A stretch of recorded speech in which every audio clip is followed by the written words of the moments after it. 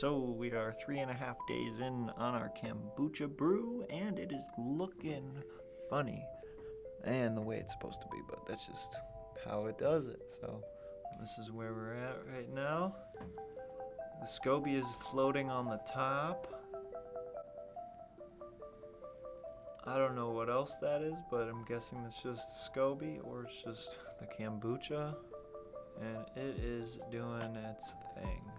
It's looking nice and cloudy, and we're moving forward here. Gonna have a second SCOBY pretty soon, and gonna be brewing 2 at once. So get ready for that once this is done. We're halfway through, kinda, not really, more like a third of the way through.